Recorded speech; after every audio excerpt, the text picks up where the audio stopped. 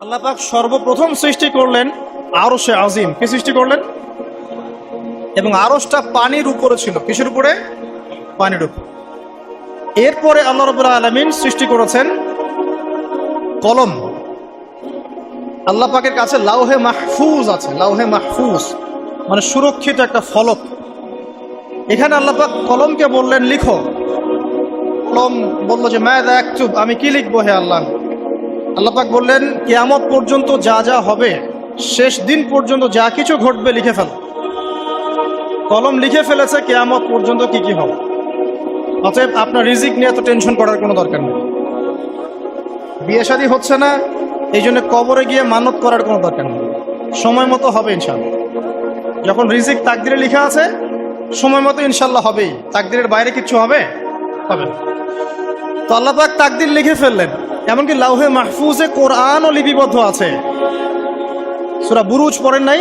বাল হুয়া কুরআনুম মাজিদ ফি লাউহিম মাহফুজ। লাউহে মাহফুজ থেকে কোরআন মাজিদ নাজিল করা হয়েছে প্রথম আসমানে। এরপর প্রথম আসমান থেকে আস্তে আস্তে ধাপে ধাপে বিভিন্ন ঘটনার পালাক্রমে রাসূলুল্লাহ সাল্লাল্লাহু আলাইহি ওয়াসাল্লামের কলবের মধ্যে জিবরাইল আলাইহিস সালামের মারফতে ওহী করা হয়েছে।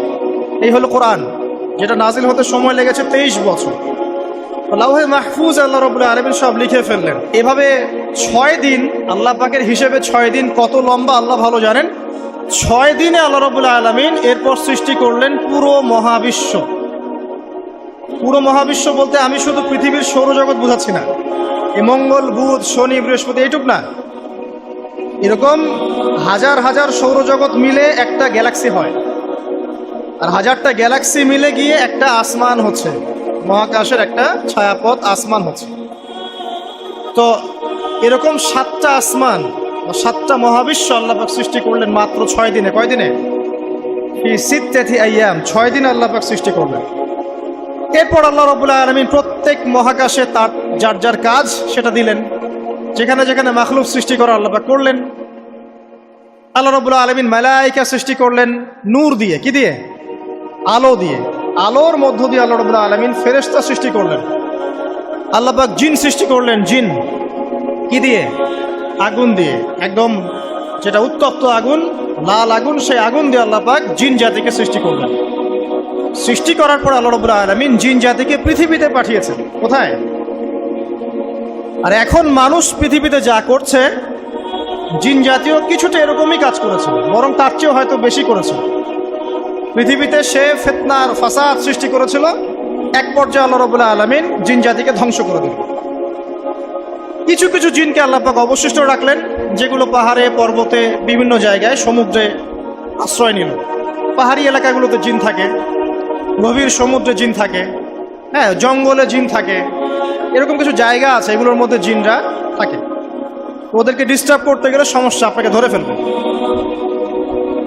আর যদি প্রতিদিন সকাল সন্ধ্যার জিকির আজগার ঠিকঠাক মতো না করেন, কোরআন তেলাওয়াত ঠিকঠাক মতো না করেন, নামাজি না হন, আর পবিত্র না থাকেন, তাহলে জিন ধরার সম্ভাবনা বেশি। আর আমার মনে হয় এখনকার যে মেয়েগুলো রাস্তাঘাটে ঘোরাফেরা করে, এদের বেশিরভাগই জিন ধরা। কারণ আছে, এমনি এমনি বলি নাই। এটা আপনাকে বুঝতে হলে আল্লাহ এবং তার রাসূলের চোখ দিয়ে দেখতে হবে। তো কারণ তাদের চাল চলন স্বাভাবিক না, কিছু একটা ওদের উপর ভর করেছে। ভরটা করার কারণে তার চাল চলন আজকে এমন হয়ে গেছে। বহু মেয়ের ঘটনা এমন শোনা যায় যে সরাসরি তারা জিন দ্বারা ইফেক্টেড হয়। দেখেন না, রুকিয়া করতে হয়, শরঈভাবে রুকিয়া করতে হয়। তো খেয়াল রাখবেন, সকাল সন্ধ্যার জিকির আজগার ঠিক রাখবেন, কোরআন তেলাওয়াতটা ঠিক রাখবেন, নামাজি হবেন, পাক পবিত্র থাকবেন, জিন আপনাকে কোনো ক্ষতি করতে পারবেন ইনশাআল্লাহ। জিনরা কিন্তু রাসূল সাল্লাল্লাহু আলাইহি ওয়াসাল্লামেরও ক্ষতি করার চেষ্টা করেছিল। আল্লাহর রাসূল সাল্লাল্লাহু আলাইহি ওয়াসাল্লাম ওটাকে ধরেছিলেন, ধরে মসজিদের খুঁটির সাথে বেঁধে রেখেছেন।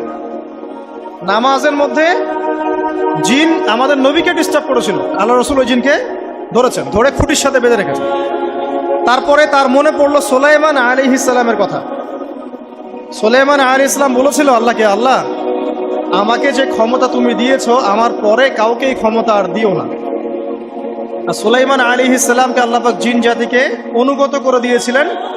সুলাইমান আলাইহিস সালামের নির্দেশে জিন জাতি বিভিন্ন কাজ করত।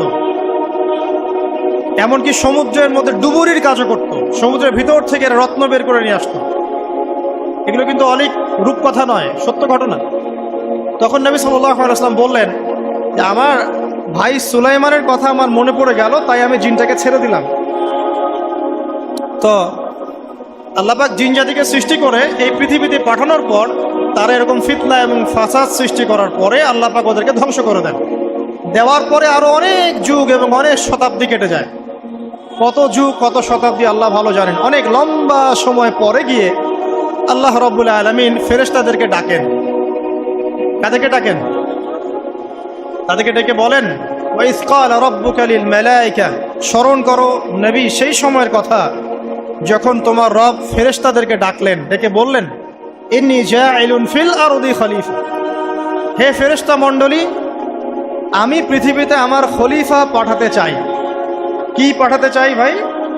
খলিফা। খলিফার দুটো অর্থ, একটা হচ্ছে ওই যে জিনরা যে চলে গেল ওর স্থলাভিষিক্ত হয়ে আরেকটা জাতি, স্থলাভিষিক্ত হওয়া।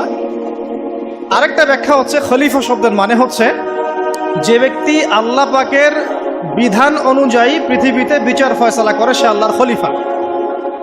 আমি কি বুঝাতে পারছি?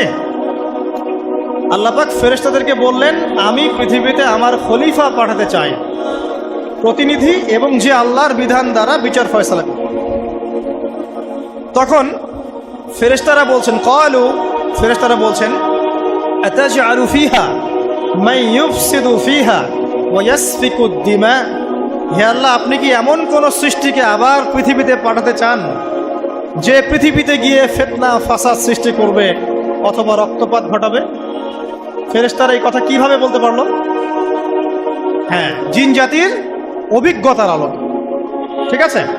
তখন আল্লাহ পাক বলছেন ইন্নী আ'লামু মা লা তা'লামুন, দেখো আমি যা জানি তোমরা তা জানো না। মানে তারা ফিতনা ফাসাদ সৃষ্টি করতে পারে, কিন্তু আমার কিছু মুখলেস বান্দা থাকবে যারা এই পথে পা বাড়াবে না। আচ্ছা, এবার আল্লাহ রাব্বুল আলামিন আদম আলাইহিস সালামকে সৃষ্টি করলেন। আল্লাহ পাক নিজের হাত দিয়ে আদম আলাইহিস সালামকে সৃষ্টি করেছেন। সূরা সাদের মধ্যে আল্লাহ পাক বলেছেন, দেখুন মহাবিশ্বের কোন সৃষ্টির ব্যাপারে বলা হয়নি যে খলাকতু বিয়াদাই, আমি নিজ হাতে তাকে সৃষ্টি করেছি। শুধুমাত্র আদম আলাইহিস সালাম, আমাদের পিতার ক্ষেত্রে বলা হয়েছে খলাকতু বিয়াদাই, আমি নিজ হাতে তাকে সৃষ্টি করেছি। কত সম্মান, কত ভালোবাসা, তাই না? এবার আল্লাহ রাব্বুল আলামিন আদম আলাইহিস সালামকে সমস্ত নাম শিক্ষা দিলেন। সমস্ত নাম মানে কি? ওয়াল্লামা আদামাল আসমাআ কুল্লাহা, আল্লাহ পাক বলছেন এরপর আমি আদম আলাইহিস সালামকে মহাবিশ্বের যত জ্ঞান আছে সমস্ত নাম শিক্ষা দিয়ে দিলাম। সুবহানাল্লাহ। যেই জ্ঞান ফেরেশতাদেরও ছিল না, যেই জ্ঞান ইবলিসেরও ছিল না। ইবলিস কিন্তু অনেক জ্ঞানী ছিল, অনেক বড় আবেদ ছিল, সে দীর্ঘদিন আল্লাহর ইবাদত করেছে, কিন্তু এই জ্ঞান কিন্তু তারও ছিল না, ফেরেশতাদেরও ছিল না। সুম্মা আরাদাহুম আলাল মালায়েকা, এরপর আল্লাহ রাব্বুল আলামিন আদম আলাইহিস সালামকে ফেরেশতাদের সামনে নিয়ে আসলেন, উপস্থাপন করলেন। মহাবিশ্বের ঘটনা, এটা ঘটছে, চিন্তা করেন, এটা কিন্তু ঘটেছে আগে, অতীত। এবার সমস্ত ফেরেশতার সামনে আদম আলাইহিস সালামকে নিয়ে আসা হচ্ছে। এবার বলা হচ্ছে যে হে ফেরেশতারা, তোমরা এই নামগুলো বলে দাও দেখি, তোমরা যদি সত্যবাদী হও। তো ফেরেশতারা বলছেন লা ইলমা লানা ইল্লা মা আল্লামতানা, হে আল্লাহ আপনি আমাদেরকে যা শিখিয়েছেন এর বাইরে তো কোনো জ্ঞান নাই আমাদের। তারপর আল্লাহ পাক আদমকে বললেন আলাইহিস সালাম, হে আদম তুমি সব নাম বলে দাও দেখি। এরপর আদম আলাইহিস সালাম সমস্ত নাম একটা একটা করে বলে দিলেন। তাহলে আমাদের পিতা জ্ঞানী ছিলেন, নজ্ঞ ছিলেন, আর আমরা তার সন্তান হিসেবে জ্ঞানী নজ্ঞ। এটা আমাদের শোভা পায়। আমাদের পিতা ছিলেন মহাবিশ্বের সবচেয়ে জ্ঞানী সত্তা। আল্লাহ রাব্বুল আলামিন তাকে জ্ঞান শিক্ষা দিয়েছেন, সমস্ত জ্ঞান। তবে তার সমস্ত জ্ঞান আর এই মহাবিশ্বের সমস্ত জ্ঞান আল্লাহর জ্ঞানের তুলনায় কতটুকু জানেন? একটা সমুদ্রের মধ্য থেকে এক ফোঁটা পানি উঠালে যেমন হয়, পুরো মহাবিশ্বের জ্ঞান আল্লাহর জ্ঞানের সামনে এতটুকু। আল্লাহ পাকের জ্ঞান এত অসীম, পুরো মহাসাগরের মধ্য থেকে এক ফোঁটা পানি তুললে, ওই যে এক ফোঁটা পানি তুললেন, এটা মহাবিশ্বের জ্ঞান, আর বাকি সমস্ত পানি এটা আল্লাহ পাকের জ্ঞান। ঠিক দুনিয়ার জীবনের এক্সাম্পলটা এমনই।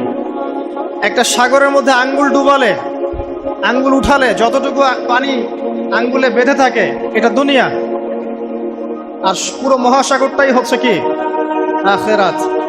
নবীজি বলছেন সাল্লাল্লাহু আলাইহি ওয়াসাল্লাম, একটা মৃত গাধাকে দেখে বলছেন, সাহাবীরা তোমরা কি কেউ এই গাধাটাকে 1 দিরহামের বিনিময়ে কিনবে?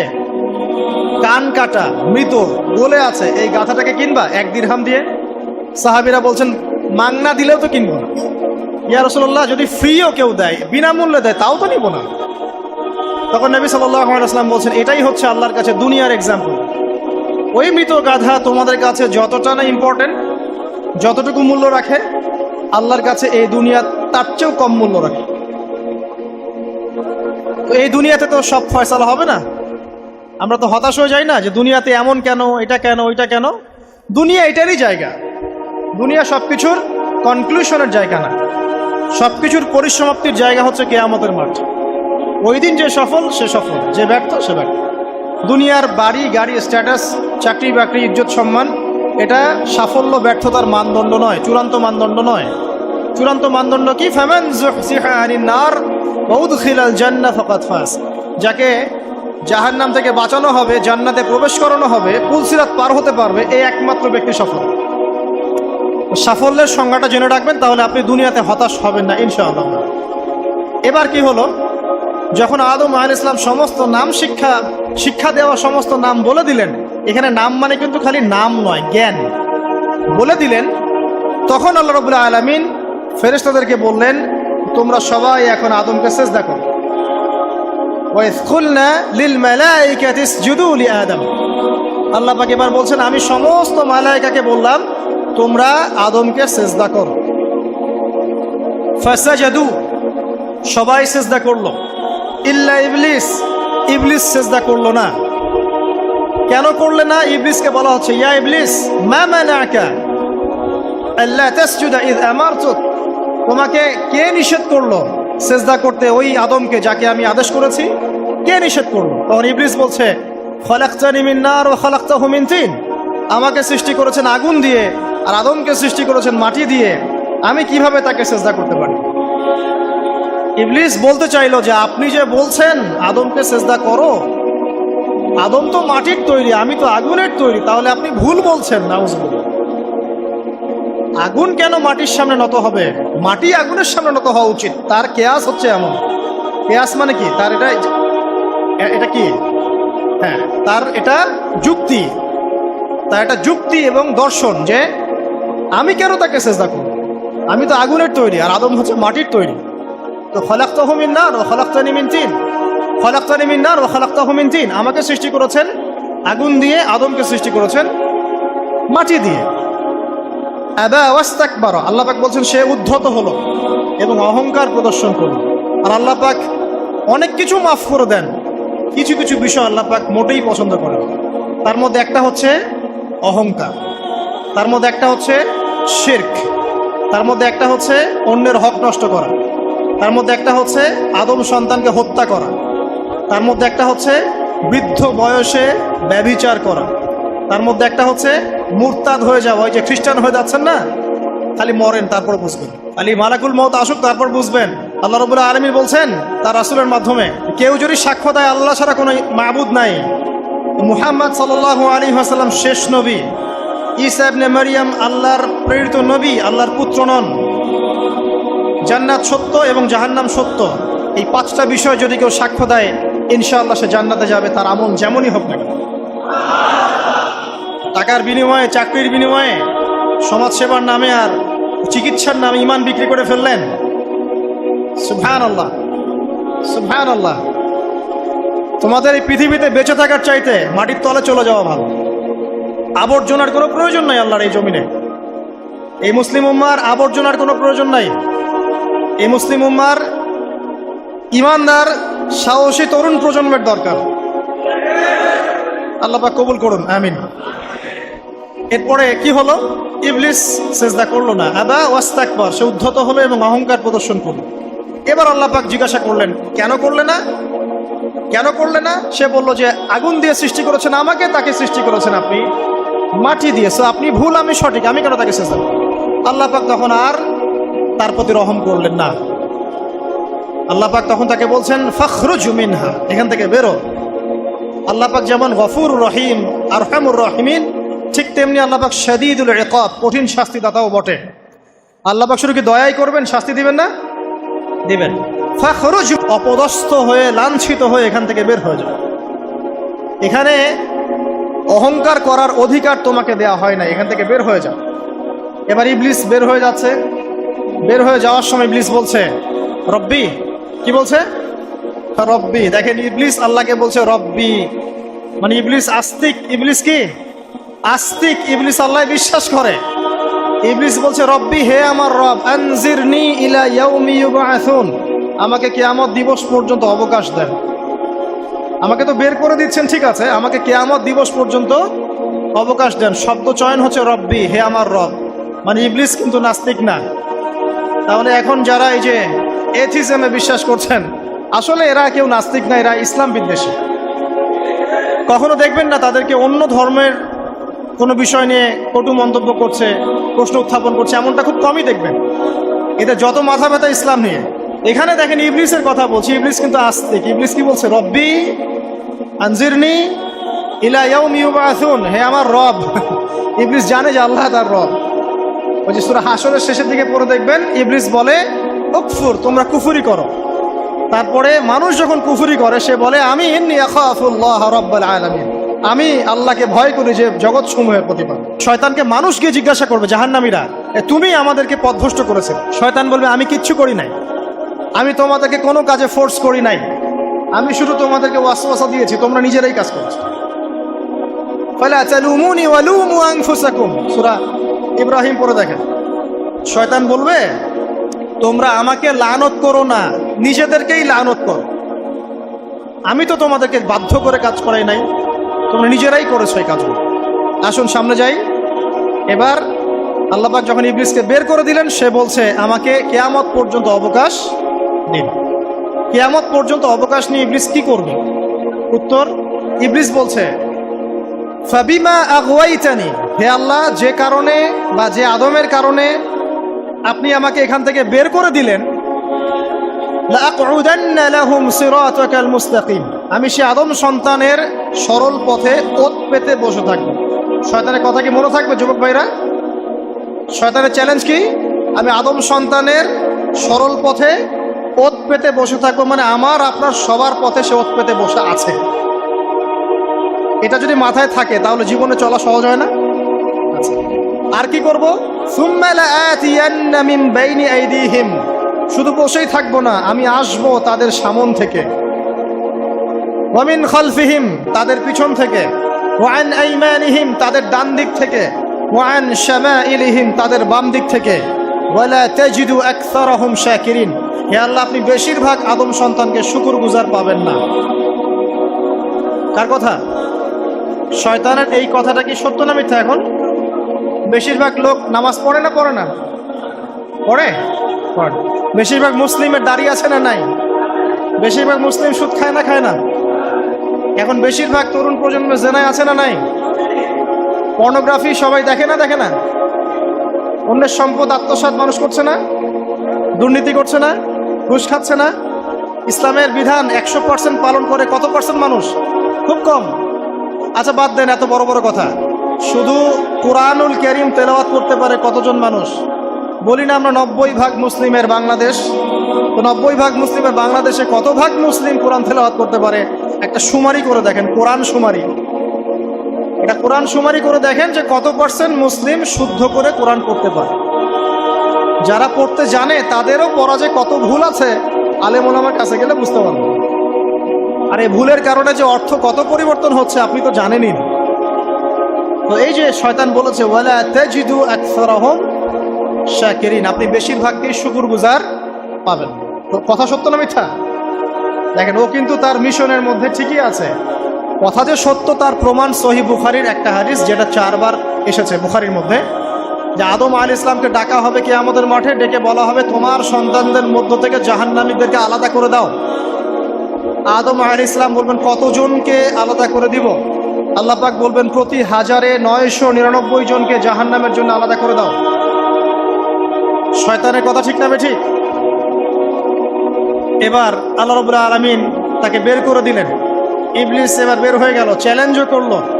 এবার আল্লাহ পাক আদম আলাইহিস সালামকে ডেকে বলছে, ইয়া আদম, এবার আদম আলাইহিস সালামের এই যে পাঁজর মানে বুকের পাঁজর, এখান থেকে তার সঙ্গিনীকে সৃষ্টি করা হয়। আদম আলাইহিস সালাম একাকী ছিলেন, একা কি থাকা যায়? একা থাকতে কষ্ট হয় না? একজন জীবন সঙ্গী লাগে না? তো আদম আলাইহিস সালামের এই বাম পাঁজরের হাড় থেকে হাওয়া আলাইহিস সালামকে সৃষ্টি করা হয়।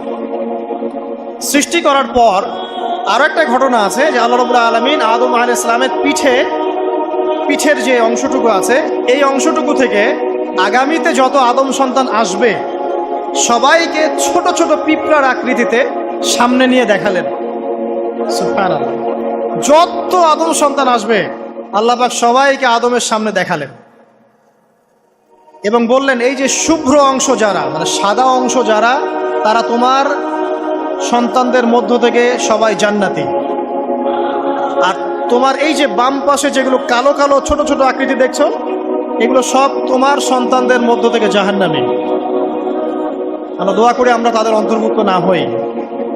এবার আল্লাহ পাক সবাইকে বললেন, সূরা আরাফের মধ্যে আসছে 182 নম্বর আয়াতে মনে হয়, আল্লাহ পাক বলেন, আলাস্তু বিরাব্বিকুম, হে আদমের সন্তানরা, আমি কি তোমার রব নই? আমি কি তোমাদের রব নই? আলাস্তু বিরাব্বিকুম, আমি কি তোমাদের রব নই? আলাস্তু বিরাব্বিকুম, আমি কি তোমাদের রব নই? আমরা সবাই তখন বলেছিলাম, বালা ইয়া রব্বি, অবশ্যই আপনি আমাদের রব। আমরা এখন ভুলে গেছি না? আমরা সবাই এই সাক্ষী দিয়ে আসছি রুহের জগতে। আর রুহের জগৎ বলে একটা জগৎ আছে, অনেক জগৎ আছে। রুহের জগৎ একটা, দুনিয়ার জগৎ একটা, জিন জাতির জগৎ আলাদা, বারজাখ পরকালে যে কবরে রাখার পরে বারজাখের জগৎ একটা, আর দারুল করার যেটা হবে একদম জান্নাত জাহান্নাম, ওটা আরেকটা জগৎ। এই যে মহাবিশ্ব যে সম্প্রসারিত হচ্ছে, এক এক গ্যালাক্সিতে এক একটা জগৎ না, এরকম বহু জগৎ আছে। রুহের জগতে আমরা এই ওয়াদা আল্লাহর কাছে করে এসেছি। এটাকে আহদে আলাস্তু বলে। কি বলে? আহদে আলাস্তু, মানে আলাস্তু বিরাব্বিকুম, আমি কি তোমাদের রব নই? আমরা বলেছিলাম হ্যাঁ, আপনি আমাদের রব। একটা মজার কথা আছে এখানে। যখন আদম আলাইহিস সালাম দেখছিলেন তার সন্তানদেরকে সাদা সাদা আকৃতি ছোট ছোট, এর মধ্যে একটা সন্তানকে দেখে, একজন সন্তানকে দেখে তার প্রচন্ড ভালো লেগেছিল এবং তিনি অত্যন্ত সুদর্শন ছিলেন। তাকে দেখে তার প্রচন্ড রকম ভালো লেগেছিল। আল্লাহ পাককে তিনি জিজ্ঞাসা করলেন, হে আল্লাহ, আমার সন্তানদের মধ্যে কে, এই সুন্দর সন্তান কে? আল্লাহ পাক বললেন, সে হচ্ছে তোমার সন্তান দাউদ। কি নাম? দাউদ আলাইহিস সালাম। আর আপনাকে বলে রাখি, আদম আলাইহিস সালামের ব্যাপারে যেমন আল্লাহ পাক বলেছেন আদম আমার খলিফা, ঠিক দাউদ আলাইহিস সালাম সম্পর্কেও আল্লাহ পাক বলেছেন দাউদ আমার খলিফা। বুঝতে পারলেন? কোথায় আছে? সূরা সাদ পড়ে দেখেন। ঠিক আদম আলাইহিস সালাম সম্পর্কে আল্লাহ পাক বলেছেন না যে আমি পৃথিবীতে খলিফা পাঠাচ্ছি, ঠিক দাউদ আলাইহিস সালাম সম্পর্কেও আল্লাহ পাক বলেছেন দাউদ আমার খলিফা। ইয়া দাউদ ইন্না জাআলনাকা খলিফাতান ফিল আরদ ফাহকুম বাইনান নাস বিল হক ওয়া লা তাত্তাবি'ল হাওয়া। আয়াতটা পড়ে দেখবেন, ওইদিকে আমি পরে আসছি। তো ওই সন্তানকে দেখে তার এত ভালো লাগলো, আল্লাহর কাছে তিনি জিজ্ঞাসা করছেন, হে আল্লাহ, আমার এই সন্তানের হায়াত কত? আল্লাহ পাক বলছেন, তোমার এই সন্তানের হায়াত হচ্ছে 60 বছর। কত বছর? 60 বছর। আর আমাদের উম্মতে মুহাম্মাদের কিন্তু গড় আয়ু এরকম 60-65, এর বেশি না গড় আয়ু। তখন আদম আলাইহিস সালাম বলেন, আল্লাহ, আমার হায়াত থেকে তাকে 40 বছর দিয়ে দাও। আমার হায়াত থেকে তাকে 40 বছর দিয়ে দাও। আল্লাহ পাক তাকে 40 বছর দিয়ে দিলেন। তাই আদম আলাইহিস সালামের 1000 বছর হায়াত হয়ে গেল 960 বছর, আর দাউদ আলাইহিস সালামের 40 বছর হায়াত হয়ে গেল 100 বছর। এখন আসেন এই জায়গায় যে আদম আলাইহিস সালাম এবং দাউদ আলাইহিস সালাম দুইজনকে আল্লাহ পাক কি বলেছেন? খলিফা। খলিফা কে? খলিফা কাকে বলে? এটা একটু শুনানি ছোট্ট করে। সূরা সাদ পড়বেন 24 কি 26 নম্বর আয়াত। আল্লাহ পাক বলছেন, ইয়া দাউদ, হে দাউদ, খলিফার কাজ কি এটা শোনেন। হে দাউদ, ইন্না জাআলনাকা খলিফাতান ফিল আরদ, নিশ্চয়ই আমি আল্লাহ তোমাকে পৃথিবীতে খলিফা করেছি। কি করেছি? খলিফা করেছি। তোমার কাজ কি? ফাহকুম বাইনান নাসি বিল হক, মানুষের মাঝে আল্লাহর বিধান দ্বারা হকের মানদণ্ডে বিচার ফয়সালা করবে। আর আল্লাহর খলিফার দায়িত্ব কি? আল্লাহর বিধান দ্বারা বিচার ফয়সালা করা। ওয়ালা তাত্তাবি'ল হাওয়া, তুমি নিজের প্রবৃত্তির অনুসরণ করবে না, ফায়ুদিল্লাকা আন সাবিলিল্লাহ, তাহলে তোমাকে এটা সরল পথ থেকে বিচ্যুত করে দিবে। ইন্নাল্লাযীনা ইউদিল্লুনা আন সাবিলিল্লাহ, নিশ্চয় যারা আল্লাহর পথ থেকে বিচ্যুত হয়ে যায়, লাহুম আযাবুন শাদীদ, তাদের জন্য কঠিন শাস্তি আছে। বিমা নাসু ইয়াউমাল হিসাব, এই কারণে যে তারা হিসাবের দিনটা ভুলে গেছে। এই আয়াত থেকে খলিফার ফাংশন বুঝতে পারলেন? খলিফার ফাংশন কি? আপনি যা ইচ্ছা তাই ফয়সালা করবেন, নিজের মন গড়া যা ইচ্ছা রচনা করবেন। ফাহকুম বাইনান নাসি বিল হক, মানুষের মধ্যে হকের মানদণ্ডে বিচার ফয়সালা করুন। হকটা কি জিনিস? আমার দর্শন হক, আমার ফিলোসফি হক, আমার যুক্তি, আমার বিজ্ঞান, এগুলোই হকের মানদণ্ড। হকের মানদণ্ড কি? কোথায় উত্তর আছে? কোরআনেই উত্তর আছে। কোন সূরা? সূরা কাহফ। কত নম্বর আয়াত? আয়াত নাম্বার 29। আল্লাহ পাক বলছেন, ওয়াকুলিল হাক্কু মির রাব্বিকুম, হক সেটাই যা তোমার রবের পক্ষ থেকে নাযিল। কথা কি ক্লিয়ার? হক কি জিনিস? যা তোমার রবের পক্ষ থেকে নাজিল হয়। ফামান শাআ ফালইউমিন, যার ইচ্ছা হয় সে স্বীকার করুক। ওয়ামান শাআ ফালইয়াকফুর, যার ইচ্ছা হয় সে অস্বীকার করুক। ইন্না আ'তাদনা লিযালিমিনা নারান, অস্বীকারী জালেমদের জন্য আমি আগুন প্রস্তুত করে রেখেছি। তো এখানে আপনি হকের সংজ্ঞা পেলেন এবং হকের মানদণ্ডে বিচার ফয়সালা করলে পরে খলিফা হয়। যদি আল্লাহ পাকের হকের মানদণ্ডে কেউ ফয়সালা না করে, সে আল্লাহর খলিফা নয়, সে শয়তানের খলিফা। কথা কি ক্লিয়ার? আচ্ছা, এখন যদি আপনি বাধ্য হন কোনো ক্ষেত্রে, সেটা আলাদা বিষয়। বাধ্য হয়েছেন সেটা আলাদা বিষয়, কিন্তু আকীদা স্পষ্ট থাকতে হবে যে আল্লাহ রাব্বুল আলামিনের বিধান চূড়ান্ত, এর উপর কোনো বিধান নেই। এখন আপনি আদম এবং দাউদ আলাইহিস সালামের মধ্যে একটা সম্পর্ক বুঝতে পারলেন। এবার আল্লাহ পাক আদম আলাইহিস সালামকে ডাকলেন, ডেকে বলছেন, আদম এবং হাওয়া, তোমরা দুজন উসকুন আনতা ওয়া যাওজুকাল জান্নাহ, এবার তুমি আর তোমার স্ত্রী হাওয়া তোমরা জান্নাতে থাকো। ফাকুলা মিনহা রাগাদান হাইথু শি'তুমা, জান্নাতের যেখান থেকে ইচ্ছা তোমরা ফল খাও বা যা ইচ্ছা তাই করো, সবকিছু উন্মুক্ত তোমাদের জন্য জান্নাতে। একটা বিষয়, ওয়ালা তাকরাবা হাদিহিশ শাজারা, এই যে গাছটা দেখছো, এই গাছের কাছেও যাবে না। এখানে শব্দ এমন না যে গাছের ফল খাবে না, শব্দ হচ্ছে এমন গাছের কাছেও যাবে না। যেমন ওয়ালা তাকরাবু জিনা, জিনা করবেন আল্লাহ পাক বলেননি, বলেছেন জিনার কাছেও যাবে না। ওয়ালা তাকরাবু মাল আল ইয়াতীম, ইয়াতীমের মাল খাবে না আল্লাহ পাক বলেন নাই, আল্লাহ বলছেন ইয়াতীমের মালের কাছেও যেও না। আমি কি বুঝাতে পারছি? এই গাছের কাছেও যেও না। এবার জান্নাতে তারা থাকতে লাগলেন। এবার ইবলিস তো আর হাল ছেড়ে দেয় নাই, সে কি বলেছিল? ডান বাম সামন পিছন সব দিক থেকে আসবে। সে এসে ওয়াসওয়াসা দেয়। কি ওয়াসওয়াসা দেয়? হে আদম হাল আদুল্লুকা, আমি কি তোমাকে বলে দিব, আলা শাজারাতিল খুলদ ওয়া মুলকিন লা ইয়াবলা, হে আদম আমি কি তোমাকে বলে দিব এমন একটা গাছের কথা, যেই গাছের ফল খেলে পরে তুমি চিরস্থায়ী জীবন লাভ করবে, কোনোদিন মারা যাবে না। এই চিরস্থায়িত্বের টোপ দিচ্ছে কে? এই চিরস্থায়ী ক্ষমতার টোপে মানুষ পথ হারাচ্ছে না পৃথিবীতে। ওয়া মুলকিন লা ইয়াবলা, এমন রাজত্ব পাবে যেই রাজত্ব কখনো ক্ষয় হবে না। চিরস্থায়িত্বের টোপ, রাজত্বের টোপ, এই দুটোই হচ্ছে পৃথিবীতে মানুষকে পথভ্রষ্ট করার শয়তানের অস্ত্র। কথা মনে বুঝতে পারেন না? আমার মাথার উপর দিয়ে যাচ্ছে, বুঝতে পারবেন ইনশাআল্লাহ। তো টোপ দিচ্ছে দুইটা, হাল আদুল্লুকা আলা শাজারাতিল খুলদ ওয়া মুলকিন লা ইয়াবলা। করতে করতে করতে করতে একদিন সত্যি আমাদের পিতামাতা সেই গাছের কাছে চলে গেলেন। যখনই চলে গেলেন, ফালাম্মা যাকা শাজারা, যখন তারা গাছের কাছে চলে গেলেন, বাদাত লাহুমা সাওআতিহিম, তাদের পরনে যে জান্নাতি কাপড় ছিল ধাপাস করে খুলে পড়ল। ইন্না লিল্লাহি ওয়া ইন্না ইলাইহি রাজিউন। আমাদের পিতামাতাকে পুরো মহাবিশ্বে ফেরেশতাদের সামনে জান্নাতে নগ্ন করে দিল ইবলিস। আমি মনে বুঝাতে ব্যর্থ হচ্ছি। আমাদের পিতামাতাকে জান্নাতে ফেরেশতাদের সামনে, সবার সামনে নগ্ন করে কাপড় খুলে ফেললো কে? ইবলিস। তো এখন যে কাপড় খোলার সংস্কৃতি চলছে, কারা এরা? ওরা জিন শয়তান, এগুলো মানুষ শয়তান। শয়তান দুই প্রকার, মিনাল জিন্নাতি ওয়ান নাস, জিন শয়তান আর মানুষ শয়তান। ওই জিন শয়তান এদেরকে ওয়াসওয়াসা দিয়ে নগ্ন করেছে। এরা এখন নগ্নতার আন্দোলন শুরু করেছে এবং আমি জানি কয়দিন পর এটা বিকিনি পরেও ঘুরবে। অবাক হচ্ছেন? কিয়ামতের আলামতের মধ্যে অন্যতম হচ্ছে মানুষ রাস্তার ধারে ধারে জেনা করবে, রাস্তার মোড়ে মোড়ে জেনা হবে। তখনকার সবচেয়ে ভালো মানুষ হবে সেই ব্যক্তি যে গিয়ে বলবে যে বাবা তোমরা জেনা করছো, এই দেয়ালের পিছনে গিয়ে করতে পারলা না, সে হবে সবচেয়ে ভালো মানুষ। এই যে কাপড় খোলার সংস্কৃতি শুরু হয়েছে, এটা কার সংস্কৃতি? বাদাত লাহুমা সাওআতিহিম। আল্লাহ পাক আরো বলছেন, ইয়া বানি আদম, হে আদম সন্তান, লা ইয়াফতিনান্নাকুমুশ শাইতান, শয়তান যেন তোমাদেরকে ফিতনায় ফেলতে না পারে। কামা আখরাজা আবাওয়াইকুম মিনাল জান্নাহ, ঠিক যেভাবে শয়তান তোমাদের পিতা মাতাকে জান্নাত থেকে বের করে দিয়েছিল। আর কি করেছিল? কামা আখরাজা আবাওয়াইকুম মিনাল জান্নাহ ইয়ানজিউ আনহুমা লিবাসাহুমা, শয়তান তোমাদের পিতা মাতার লেবাস পোশাক খুলে ফেলেছিল। ঠিক এভাবেই যেন পৃথিবীতে শয়তান তোমাদেরকে ফিতনায় ফেলতে না পারে আল্লাহ পাক সতর্ক করছেন।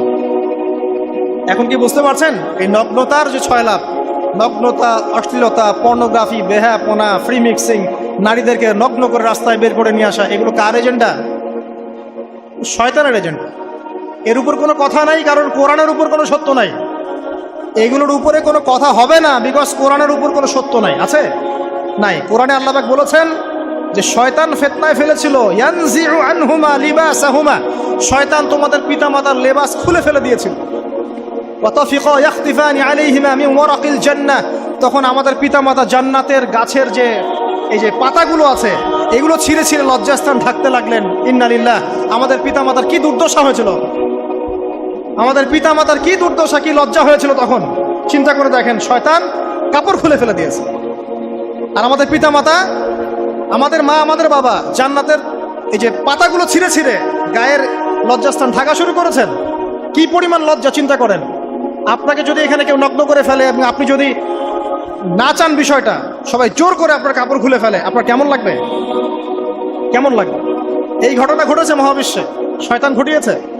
এরপর আল্লাহ পাক ডাকলেন, ডেকে বলছেন, ইয়া আদম, হে আদম, আলাম আনহাকুমা আন তিলকুমা শাজারা, হে আদম, আমি কি তোমাদেরকে দুজনকে নিষেধ করি নাই যে গাছের কাছে যাবে না? আমি কি তোমাদের দুইজনকে নিষেধ করি নাই যে তোমরা গাছের কাছে যাবে না? তখন আদম আলাইহিস সালাম বুঝতে পারলেন যে তারা একটা বড় ভুল করে ফেলেছে। তারপর আল্লাহ রাব্বুল আলামিন দয়া পরবশ হয়ে আদম এবং হাওয়া আলাইহিস সালামকে কালিমা শিক্ষা দিলেন, তওবার কালিমা, যেই কালিমা দিয়ে তারা তওবা করতে পারেন। সেই কালিমা হচ্ছে রব্বানা যালামনা আনফুসানা ওয়া ইল্লাম তাগফির লানা ওয়া তারহামনা লানাকুনান্না মিনাল খাসিরিন। এই দোয়া শিখে নিয়ে আদম এবং হাওয়া আলাইহিস সালাম তওবা করলেন। আল্লাহ পাক তাদের তওবা কবুল করে মাফ করে দিলেন। কিন্তু জান্নাতে আর থাকা হলো না। আল্লাহ পাক বলেন, কুল নাহবিতু মিনহা জামিআ, এবার তোমরা সবাই মিলে এখন পৃথিবীতে নেমে যাও। আল্লাহ মাফ করে দিলেন, কিন্তু তোমরা এখন পৃথিবীতে নেমে যাও, জান্নাতে আর থাকা হবে না। খেয়াল করে দেখেন, ইবলিসও আল্লাহর আদেশ মানে নাই। আল্লাহ বলেছেন সেজদা করো, ইবলিস কিন্তু করে নাই। আবার আমাদের পিতা আদম আলাইহিস সালামকে আল্লাহ পাক বলেছেন গাছের কাছে যেও না, তারা চলে গেছেন। দুটোই কি অবাধ্যতা নয়?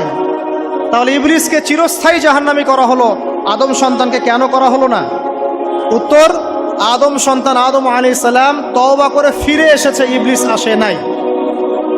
তাই আমাদের দ্বারা পদে পদে ভুল হবেই, তওবা করে ফিরে আসলেই গুনাহ মাফ ইনশাআল্লাহ।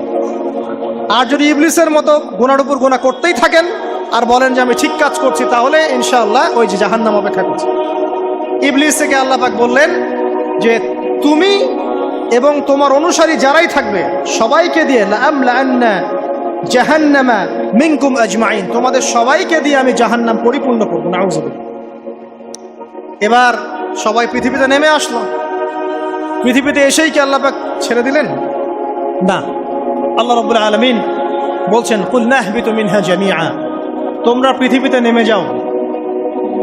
ফাইম্মা ইয়াতিয়ান্নাকুম মিন্নি হুদান, দুনিয়াতে যাচ্ছ যাও, তবে মনে রেখো যে আমার পক্ষ থেকে তোমাদের কাছে হেদায়েতের বাণী আসবে। আমার পক্ষ থেকে তোমাদের কাছে হেদায়েতের বাণী আসবে। ফামান তাবিআ হুদায়া ফালা খাউফুন আলাইহিম ওয়ালা হুম ইয়াহজানুন, যারা আমার হেদায়েতের বাণীগুলো মেনে চলবে তাদের কোনো ভয় নাই, কোনো দুশ্চিন্তাও নাই। ওয়াল্লাযীনা কাফারু ওয়া কাযযাবু বিআয়াতিনা, কিন্তু যারা আমার আয়াতকে কুফরি করবে, মিথ্যা প্রতিপন্ন করবে, ফাউলাইকা আসহাবুন নার, তারা হবে জাহান্নামের অধিবাসী। হুম ফিহা খালিদুন, তারা সেখানে চিরস্থায়ী হবে। এই সহজ সরল জীবন দর্শন দিয়ে আল্লাহ পাক পৃথিবীতে পাঠিয়ে দিলেন। এবার শুরু হলো পৃথিবীতে পথ চলা। পৃথিবীতে পথ চলার ক্ষেত্রে অনেক কিছু সৃষ্টি করতে হলো, আবিষ্কার, কৃষিকাজ, এটা ওটা সব কিছু। আদম আলাইহিস সালামকে আল্লাহ পাক সেই জ্ঞান ওহীর মাধ্যমে শিক্ষা দিলেন। কৃষিকাজ আল্লাহ পাক শিক্ষা দিয়েছেন, চাকা সৃষ্টি করা আল্লাহ পাক শিক্ষা দিয়েছেন, বাহন সৃষ্টি করা আল্লাহ পাক শিক্ষা দিয়েছেন। যত রকম জ্ঞান আছে সমস্ত জ্ঞান এসেছে নবীদের পক্ষ থেকে। সবকিছু জ্ঞানের মূল ভিত্তি এসেছে নবীদের কাছ থেকে, আল্লাহর ওহীর কাছ থেকে। যত সভ্যতা দেখছেন বড় বড়, সমস্ত সভ্যতা শুরু হয়েছে নবী দ্বারা, এবং সভ্যতা শেষও হবে একজন নবী দ্বারা। তার নাম কি? ঈসা ইবনে মারইয়াম।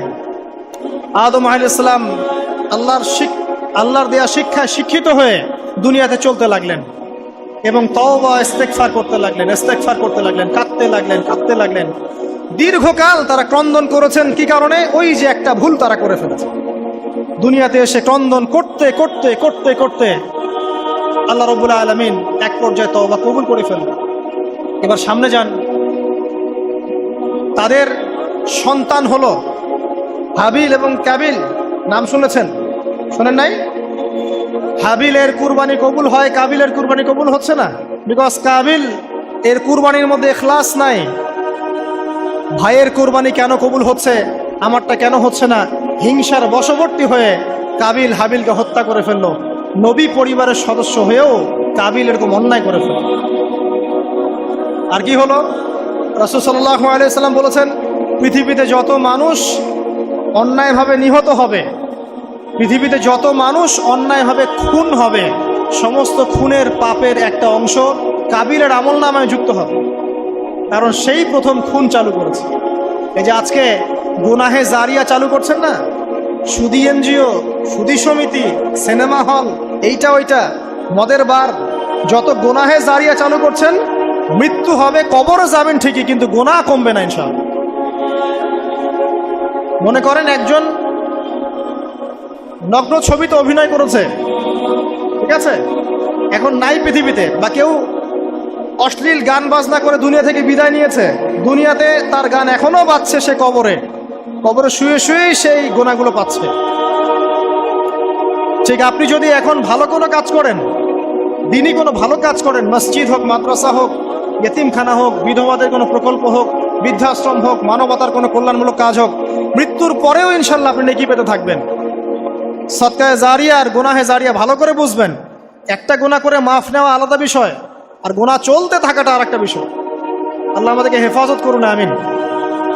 নবী পরিবার এগিয়ে গেল এবং তাদের সময়ে তারা শুধু ক্রন্দন করেছেন, ইবাদত করেছেন, আল্লাহর কাছে ইস্তেগফার করেছেন, এবং ওই যে জান্নাতে ফিরে যাওয়ার জন্য তারা আপ্রাণ চেষ্টা করেছে। এক পর্যায়ে আদম আলাইহিস সালামের বয়স যখন 960 বছর হলো, আল্লাহ রাব্বুল আলামিন তাকে ওফাত দিলেন, তার ইন্তেকাল হয়ে গেল। ইন্না লিল্লাহি ওয়া ইন্না ইলাইহি রাজিউন। এরপরেও নবী পরিবার চলতে লাগলো, চলতে চলতে পরবর্তীতে আসলেন নূহ আলাইহিস সালাম, তারপরে ইব্রাহিম, আদ জাতি, তারপর সামুদ, তারপরে শুআয়ব, কওমে মাদিয়ান, মূসা, দাউদ, সুলাইমান, ইসহাক, ইয়াকুব। নবী পরিবার চলতেই লাগলো। এক পর্যায়ে ঈসা আলাইহিস সালামের পরে মুহাম্মদ সাল্লাল্লাহু আলাইহি ওয়াসাল্লামের মধ্য দিয়ে নবীদের সিলসিলা আল্লাহ পাক শেষ করে দিলেন। এভাবেই সভ্যতা এগিয়ে গেছে, এভাবেই আমাদের পিতামাতার হাত ধরে জ্ঞান পৃথিবীতে এসেছে। এবং ওই যে শয়তানের মিথ্যা প্রলোভন, প্রতারণা, এর ফলশ্রুতিতে ওই যে আমাদের পিতামাতার গা থেকে কাপড় খুলে পড়লো, আল্লাহ পাক রাগান্বিত হয়ে সবাইকে দুনিয়াতে নামিয়ে দিলেন, ইবলিসকে চিরস্থায়ী জাহান্নামী ঘোষণা করলেন। কিন্তু আমাদের পিতামাতার ক্রন্দন, তওবা, ইস্তেগফার আমলের বদৌলতে, আল্লাহর রহমতে আল্লাহ পাক পিতামাতাকে মাফ করে দিলেন। এভাবেই মানব জাতি এগিয়ে যাচ্ছে। আজকে আমরা এই পর্যায়ে পর্যন্ত এসেছি। আদম আলাইহিস সালামের এই সংক্ষিপ্ত জীবনী থেকে আমরা কি শিখলাম? আমরা শিখলাম যে আল্লাহ রাব্বুল আলামিন অনেক ভালোবেসে, অনেক মহব্বত করে, মমতা দিয়ে, মায়া দিয়ে নিজের হাতে আমাদের পিতাকে সৃষ্টি করেছে। এক, দুই, আমাদের পিতাকে আল্লাহ রাব্বুল আলামিন তার পক্ষ থেকে জ্ঞান শিক্ষা দিয়েছেন। এই কারণে আদম সন্তানরা জন্ম থেকেই দেখবেন কিছু না কিছু জ্ঞানী হয়েই থাকে। জ্ঞান আপনার ডিএনএর মধ্যে থাকেই। আল্লাহ রাব্বুল আলামিন আদম আলাইহিস সালামের মধ্যে রূহ ফুঁকে দিয়েছেন। আল্লাহ রাব্বুল আলামিন আদম আলাইহিস সালামকে জান্নাতে রেখেছেন। আল্লাহ রাব্বুল আলামিন গাছের কাছে যাওয়ার পরেও তওবা ইস্তেগফারের মধ্য দিয়ে তাকে মাফও করে দিয়েছেন। আল্লাহ রাব্বুল আলামিন আদম এবং হাওয়া আলাইহিস সালামের মধ্য দিয়ে এই পৃথিবীতে মানব জাতির সিলসিলা অব্যাহত রেখেছেন এবং কিয়ামত পর্যন্ত যত আদম সন্তান আসবে তাদের জন্য আল্লাহ পাক তার পক্ষ থেকে হেদায়েত প্রেরণ করেছেন। এক যুগে তাওরাত এসেছে, কখনো জাবুর, কখনো ইনজিল, কখনো কোরআন, সর্বশেষ টেস্টামেন্ট হিসেবে কোরআন এসেছে। এখন যদি এই ওহীর বাণী কোরআন এবং এর ব্যাখ্যা হাদিস আমরা মেনে চলি, ইনশাআল্লাহ তাআলা আমরা আবার সেই জান্নাতে ফিরে যাব যেখান থেকে আমাদেরকে নামিয়ে দেওয়া হয়েছে। আর যদি আমরা কোরআন এবং হাদিস বা আল্লাহর ওহীর পরোয়া না করি, এর আলোকে জীবন না করি, তাহলে ওই ইবলিসের সাথেই আমাদেরকে জাহান্নামে থাকতে হবে। নাউযুবিল্লাহ। আল্লাহ রাব্বুল আলামিন আমাদের সবাইকে কোরআন এবং সুন্নাহ আল্লাহর ওহী মেনে চলার তৌফিক দান করুন এবং ইবলিসের খপ্পর থেকে আল্লাহ পাক আমাদেরকে বাঁচিয়ে রাখুন। ইবলিসের যত এজেন্ট আছে, ওদের যে দুরভিসন্ধি, ষড়যন্ত্র এবং শয়তানি ফাঁদ, এগুলো থেকে আল্লাহ পাক আমাদেরকে, আমাদের মা বোনদেরকে, আমাদের পরিবারের সদস্যদেরকে, আমাদের সমাজকে, রাষ্ট্রকে আল্লাহ পাক হেফাজত করুন, বাঁচিয়ে রাখুন। আমিন।